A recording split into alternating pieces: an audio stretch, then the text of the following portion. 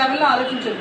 ఆ పలానా వాళ్ళు కార్పొరేట్ స్కూల్ ఆదిత్య చదువుతున్నారు, పలానా వాళ్ళు ఇందులో వెళ్తున్నారు అని ఆలోచించదు. ఏ కాలేజీని ఒకటే చెప్తారు. ఇప్పుడు స్కూల్ ఉందండి, తిన్నారు కాదు, ఏ కార్పొరేట్ స్కూల్లో 1 lakh 2 lakhs ఖర్చు పెట్టి చదువుతున్నారు అందరూ. మనం వాళ్ళకేం తీసుకోలేదు కదా. వాళ్ళందరూ ఎన్నిసార్లు చదివారు? 10th 2 సంవత్సరాలు చదివారు. వాళ్ళు 2 సంవత్సరాలు చదివారు, మీరు 1 సంవత్సరం చదివారు. 1 సంవత్సరంలో ఎన్ని సెలవులు వచ్చాయి? అవునా కదా.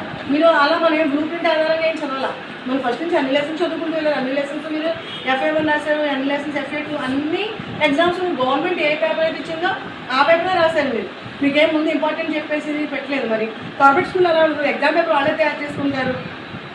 ఎగ్జామ్ పేపర్లు ఏమొస్తాయో వాళ్ళే రెడీ చేసి ముందే చెప్పేసి చదివించేసి రాయించేసి పెద్ద స్కోర్ చూపిస్తారు పేరెంట్స్. అది చూసి చెప్పేసి ఇంపార్టెంట్ చెప్పేసి ప్రతి ఎగ్జామ్ అంతే. వాళ్ళు గవర్నమెంట్ మనం ఏంటి ఎప్పుడు అప్పటికప్పుడు వచ్చినా సీల్ పేపర్ రాస్తారు. మీరు కానీ మీరు 90% తెచ్చుకున్నారు అంటే మన గ్రేటా వాళ్ళ గ్రేటా? క్లియర్ చేసే వాళ్ళ గ్రేటా? 1 yearలోనే బయట పేపర్ రాసే వాళ్ళ గ్రేటా? సో మిమ్మల్ని మీరు ఆలోచించుకోండి, మీరు గ్రేట్. అలాగే గవర్నమెంట్ స్కూల్ పిల్లలు గ్రేట్, ఎందుకంటే వాళ్ళు కూడా అంతే. వాళ్ళు కూడా ఏమి కార్పొరేట్ లెవెల్లో లాగా 2 సంవత్సరాలు చదవరు.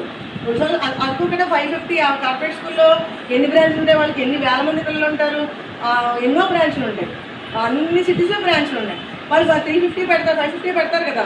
వాళ్ళు దాంట్లో లెక్క పెట్టండి ఎంతమంది ఉన్నారు.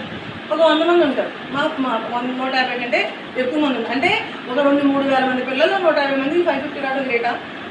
కాదు కదా. మీరు గుర్తుపెట్టుకుని 550 రావాలి, నేను చాలా అసలు లెవెల్ అసలు ఊహించదు. 550 ఈజ్ నాట్, అది టార్గెట్ ఏం కాదు అసలు.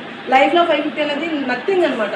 మీకు 9th 10th ఉంది, 10thని ఇంటర్ని ఇలా హైప్ చేసి కేవలం బిజినెస్ కోసమే మన చదువుల్ని రోడ్డు పాలు చేసేస్తున్నారు. పిల్లల మైండ్ పొల్యూట్ చేస్తున్నారు, పేరెంట్స్ మైండ్ పొల్యూట్ చేస్తున్నారు.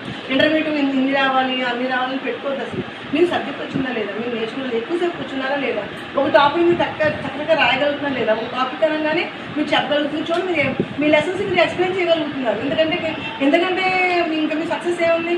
మీరు ఎన్నో సెమినార్స్ కండక్ట్ చేశారు, మీరు చక్కగా ప్రతి దాన్ని డ్రా చేయగలుగుతున్నారు, మీ సబ్జెక్ట్ మీరు ఎక్స్ప్లెయిన్ చేయగలుగుతున్నారు, మీరు చదివిన దాన్ని 100% రాయగలుగుతున్నారు. ఇవే ఎబిలిటీస్. ఒక మనం మంచి పొజిషన్లోకి వెళ్ళాలంటే కావాల్సిన ఎబిలిటీస్ ఇవే. మన ఆంధ్రప్రదేశ్లో IITకి చాలామంది బాగా వస్తాయి ర్యాంక్స్, కానీ ఫెయిల్ అవ్వడంలో ఫస్ట్ మనమే ఉంటున్నాం. IITకి వెళ్తున్నారు లోపలికి, కానీ నెక్స్ట్ ఇయర్ వాళ్ళు చదవలేకపోతున్నారు, ఫెయిల్ అయిపోతున్నారు. అందులో 2వ స్థానంలో 3వ స్థానంలో ఉంది ఏపీ. దాన్ని చూసి మనం ఏం బాధపడాలి మనం? అంటే మన ఎడ్యుకేషన్ సిస్టమ్ సరిగ్గా లేదని అర్థం చేసుకోవాలి. ఎందుకంటే కేవలం పట్టిస్తున్నారు అంతే. 6th క్లాస్ వాడికి ఇంటర్మీడియట్ బిట్స్ రాసేసి ఇవి IIT అని చెప్పి అవి పట్టిస్తున్నారు. 9th క్లాస్లో అసలు 9th చదివించట్లేదు, 10th చదివిస్తున్నారు. ఇంకా కేవలం అలా అయినా పోనీ అందరికీ 550 వస్తాయి లేదు కదా. 2000-3000 మందిలో 100 మందికి వస్తాయి. అంటే ఆ 100 మంది ఎవరు? బాగా చదివిన పిల్లలు. వాళ్ళు